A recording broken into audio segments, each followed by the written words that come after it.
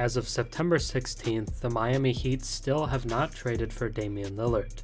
When the star guard asked out on the first day of July, many thought it was a done deal he was headed to South Beach. Lillard and his agent apparently thought that as well. But now, over 2 months later, nothing has happened.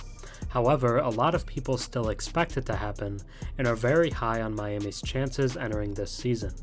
A lot of that has to do with last year's playoffs, where the Heat had arguably the best playoff run for an 8 seed in NBA history. They went from a fourth quarter deficit in their second play-in game to a shocking run all the way to the NBA Finals. It was an amazing display of resilience and heart that will be remembered for a very long time. However, due to this run and the team's pursuit of Lillard, I believe people have been tricked into thinking that the Heat are some great contender. Miami finished 8th place in the East for a reason. They were a disappointing team last regular season. They did have the 9th best defense in the league and were consistently solid on that end, but they had the 26th ranked offense, the worst of any team to make the playoffs. They also had the 4th worst 3-point percentage of any team. They did shoot well in the playoffs, but we can't just ignore the giant 82-game sample size they gave us before. The team also lost 3 playoff rotation members from their magical run this offseason. Gabe Vincent left for the Lakers, Max Strus signed with the Cavs, and Cody Zeller joined the Pelicans. The only free agent of note they brought in was Josh Richardson, who isn't really an NBA starter and had his best season with the Heat actually, but all the way back in 2019. The Heat got worse this offseason, there's no arguing that. And when an 8th seed gets worse, I don't think that qualifies as a contender. Now, if they trade for Damian Lillard, all I just said becomes irrelevant, but it doesn't feel as if that move is on the horizon. The Miami Heat have everyone fooled. Now let's take a deeper look at why. Before we get into 2024's most fraudulent contender, if you enjoy my content and watch a few videos of mine, think about subscribing. 91% of my viewers are actually not subscribed, so if you're watching before and enjoy the content, drop a sub and comment down below. It really helps the channel.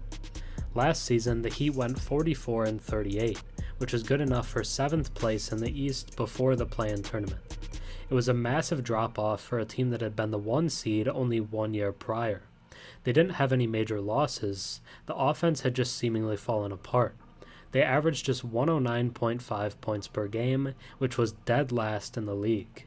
They also shot just 34% from 3, a noticeable fall from the 38% a year prior.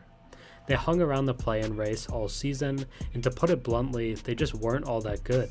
Yet after a very impressive playoff run and a hypothetical trade for Damian Lillard, people are just penciling them in as contenders in the Eastern Conference.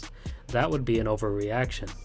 Their run was impressive, and it came with some very high-level shooting, but the team showed us last regular season that it's not of the level that it was in the playoffs, and the team just flat out got worse this offseason. However, the team's performance relies on the players, and we've seen them overachieve before, so let's take a look at the impact guys for Miami. Jimmy Butler is the star of the show in South Beach, and is one of the best playoff performers of the last half-decade, if not even longer. He's both a 5-time All-NBA member as well as a 5-time All-Defense, and is one of the more well-rounded stars in the game today. Last season, he averaged 23 points, 6 rebounds, 5 assists, and 2 steals per game. Those are good numbers, but as usual, he took it to another level in the playoffs, especially in the first round against the Bucks. In that series, he averaged 38 points, 6 rebounds, and 5 assists per game.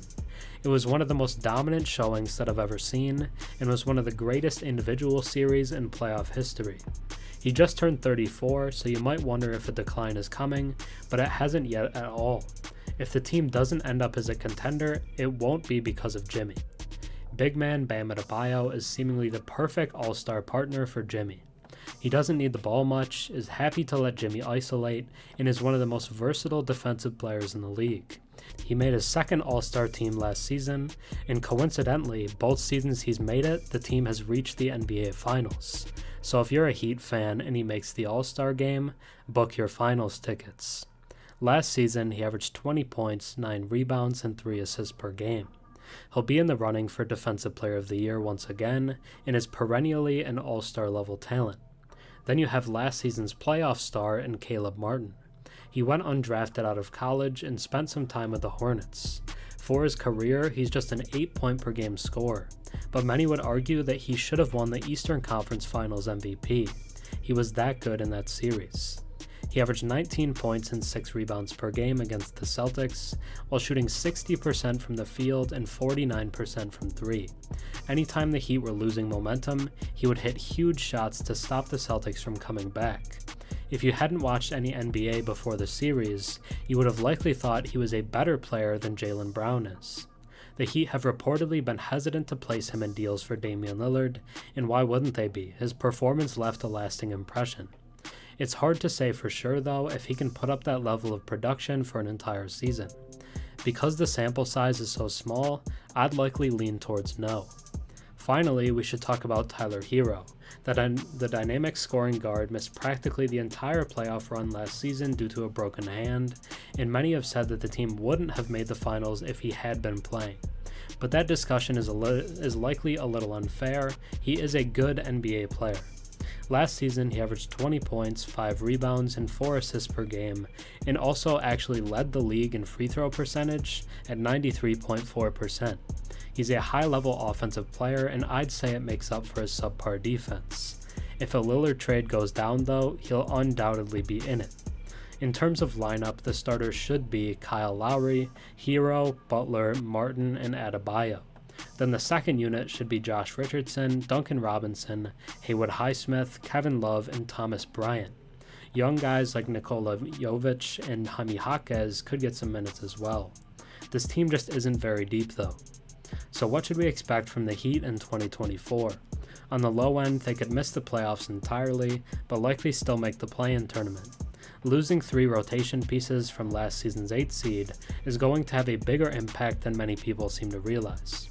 On the high end, the team could finish with a top 4 seed and reach the NBA Finals once again. I believe Coach Spoelstra and Jimmy Butler are that much of elevators and can take a team much further than they should go. Expect likely one All-Star again in either Jimmy or Bam, but if they're on the high end, both guys could make it. Again, if the team lands Damian Lillard, they will be contenders, and none of what I've said will matter. But if they don't, it's going to be a long season for them. Thanks for watching. I'm Herm. Have a good one.